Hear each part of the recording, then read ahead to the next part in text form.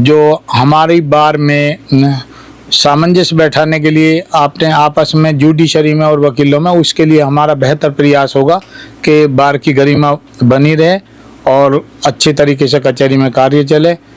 अराजक तत्वों को ज़्यादा ना पनपने दिया जाए। चैम्बर जो बार एसोसिएशन के पास वो बड़ी गंदगी है और उसे प्राथमिकता पे चुनाव होने के बाद यदि मुझे कचहरी जिम्मेदारी सौंपती है तो मैं प्राथमिकता पे उस कार्य को करूँगा। वहाँ पे बहुत दुर्गंध आती है, मैं इस बात को मानता हूँ और उसमें कार्य करने की ज़रूरत है। मेरा प्राथमिकता पे मुद्दा सबसे पहले यही होगा कि उसके लिए काम किया जाए, उसका मेंटेनेंस अच्छे तरीके से कराया जाए। ज़रूरत पड़ी तो तोड़ के भी दोबारा बनवाया जा सकता है। पर कम से कम 800-700 वकील ऐसे हो रहे हैं कि जिनके पास वास्तव में जो यहाँ वकालत कर रहे हैं और उनके पास चैम्बर नहीं है, और इसके लिए प्राथमिकता पे काम करने की भी ज़रूरत है, क्योंकि सच्चाई है कि वास्तव में इतनी जगह तो यहाँ पे कम पड़ रही है और प्रशासन भी जगह देने में कहीं असमर्थ है। उस स्थिति में या तो मल्टी लेवल चैम्बर्स बने या कहीं हो सकता है तो उसके लिए भी प्रयास किया जाए, क्योंकि ये मुद्दा वास्तव में गंभीर है और प्रशासन भी कह देता है भाई जगह उपलब्ध नहीं है तो कैसे करें, लेकिन उसके लिए मल्टी लेवल चैम्बर बनाने में एक समाधान उसका हो सकता है और वो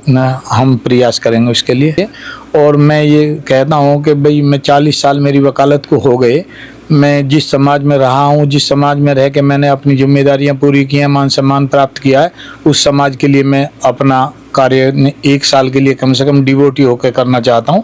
उसमें जो भी मैं मैक्सिमम काम करा सकता हूँ अपने कार्यकाल में, उसका मैं प्रयास करूँगा। पूरा वायदा ये नहीं किया जा सकता किस काम को हम पूरा करा देंगे और किस काम को हम अधूरा छोड़ देंगे, लेकिन मैं ये मानता हूँ कि यदि हम किसी काम की शुरुआत करते हैं और वो हमारे कार्यकाल में नहीं भी हो पाता है पूरा, तो अगली कार्यकारिणी उसे करेगी, वहाँ से शुरू करेगी जहाँ से हम छोड़ेंगे। कभी भी कोई समस्या आई तो उसमें हमने अधिकारी को भी इस तरीके से डील किया कि जैसे वो भी हमारे एक परिवार का सदस्य है,